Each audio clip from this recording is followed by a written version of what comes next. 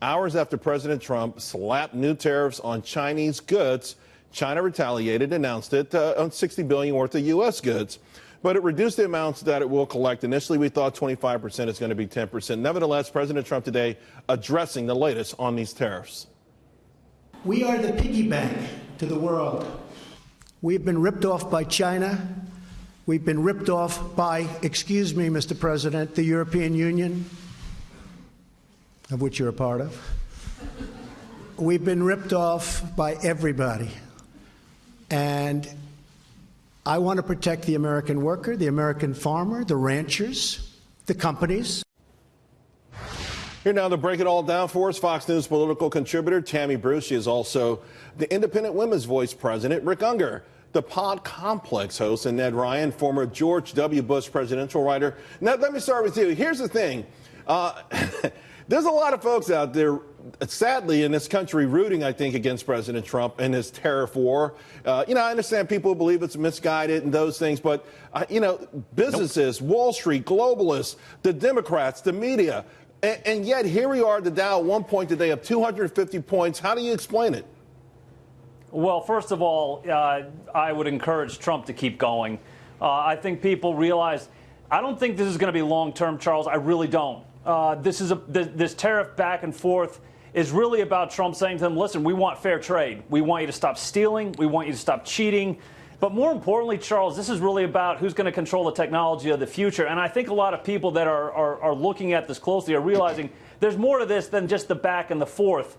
And so I know that a lot of his supporters are saying, keep going, keep going. And I think China at some point has to realize they can only stimulate their economy so much. They can only devalue their currency so much. I mean, they're $34 trillion in debt, 2.5 times their economy. Charles, they're spending a third of their GDP servicing that debt. At some point, China is actually going to have a conversation about how we get better trade deals and how they stop stealing our technology. After the close, China reported the Treasury Department reported that China, for the 3 months out of the last 4, has sold some of their holdings in U.S. Treasuries. But, Rick and Tammy, I don't know that people believe that's necessarily retaliation. But to Ned's point, they're trying to fund a whole lot of things. And ironically, the Chinese market was up big today. Shanghai was up almost 2% to Shenzhen, in part because maybe they're going to start building more ghost cities. Mm-hmm. Yeah, you and I have discussed this before, so a little correction. Not all Democrats oppose what the president is doing as it pertains to China. That not only includes me, it includes Chuck Schumer,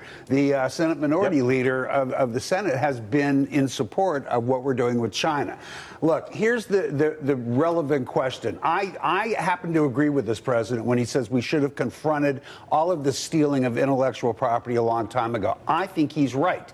The issue, though, in terms of how it's impacting on the market, this is a jury that's still out. This is going to hit American consumers. There's virtually no way around it. Now, they may be okay with that, which is why I've been surprised the president hasn't made that speech where he says there may be some sacrifice involved here, but it's a sacrifice we need to make. I would react to that. I think other Americans would, too. He's not doing that. So we'll see when it hits. Right now, it amounts, because we talk about these grandiose numbers, $260 billion. It amounts to a $32 billion tax spread across a $20 trillion economy, where it's the largest corporations made $2 trillion in their pocket in the last 3 months. And I think that's another thing sort of bifurcated today in the message, right? There was the China stuff, but there was also the realization that we got an amazing economy, and this thing is not going to slow down. Yeah, look, and I think a lot of this is already baked in clearly into the stock market, but they've seen the president operate, as you've noted. They know that he, in fact, has people's best interests in mind, that he does 10% and not 20, because it still gives him more negotiation room, doesn't it? Also, let's be honest, right, it also gets the 10% we get through Christmas. Right. Yeah. So look. That mitigates Rick's concern a little bit. There's a method, but there's a method to this, and I think the market sees that. They know, and they know with all the decisions before, which everyone, of course, was also clutching their pearls, ended up being fine. And people don't realize, too, when they think of, and the president tweeted a while ago when somebody said, oh, we've got to be, worried about, we need China. And he said, no, you know what, they need us. Right? We're in the better position here. We're the customer. And we're seeing this now with that 18% drop at Shanghai, joining Turkey, Argentina, and Venezuela as the 4 worst players in the market, that they're in trouble. Right. And that tells you again that, yes, China maybe doesn't have the luxury to fight back and to punish us. They've got to run this their country, which they've done obviously not well for quite some time. It's interesting because Shanghai is down 18% this year, but what people don't realize is that exchange is down 48% in the last 3 years. I think there's already some issues there, and I think the irony of all of this is that this trade wars is revealing, bringing those issues to the surface. That's and right. That's going to make it much harder, Rick, for China. I know she is president for life. He's the new emperor, but he's got his own issues with capital flight and things like that. Yeah, don't confuse their politics with their economics, because they may not be the same thing. Look, I think all of us here will probably agree we will probably do better in this trade war that's going to come. I actually think that's the case. My concern remains, and also something we've talked about in the past, you notice the markets react far more poorly when we have this trade war with our allies. The market doesn't like it when we're threatening Europe, when we're threatening Canada, when we're threatening Mexico.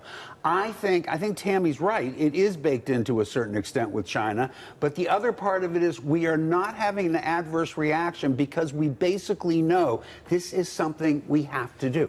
Ned, the message of the market today, though, also to me is that a GDP which may have back-to-back 4% growth, back-to-back quarters of 4% growth, right. Higher wages, 6.9 million job openings, record corporate profits, people coming back into the labor force. It's an amazing situation, and for now, happening with minimal inflation. Yeah, no, exactly. And again, going back to some of what was addressed earlier, Charles, I think most of the American people, and I agree with Rick, I want Trump to come out and address this and say, as we go down this path, again, I don't think this is going to be long. I literally think China is in a major game of bluff. I think they're waiting through the midterms to see how the midterms actually turn out. And I think we might actually see some serious conversations post-midterms. Because Trump tweeted out again specifically about China going after those key Midwestern states, aiming at farmers, aiming at ranchers, aiming at some of the heartland industrial areas. So obviously everyone understands what China is trying to do, and they're trying to tip the scales. They're trying to help the Democrats win the midterms. Do you think that'll work? Well, so let me remind people once again why this all started. We put tariffs on steel and aluminum to protect those industries, which according to the WTO guidelines, perfectly normal, perfectly legal. China, with its retaliatory tariffs, is targeting red states and really targeting Trump supporters. I think they're doing that, obviously, to intentionally try and influence the elections, and I think they're waiting to see what actually happens post-midterms.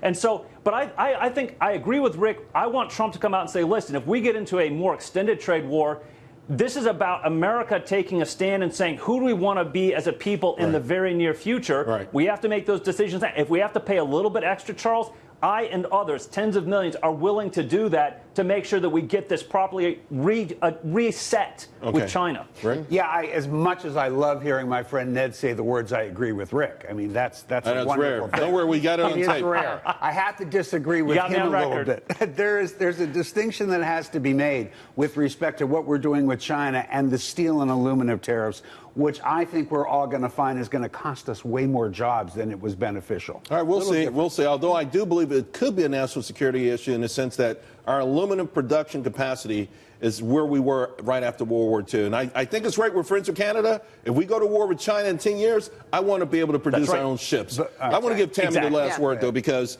getting back to this election part of this, I remember throughout the campaign, I tweeted over and over again. I said, if you're a Trump supporter, would you be willing to pay more if we go into a trade fight with China?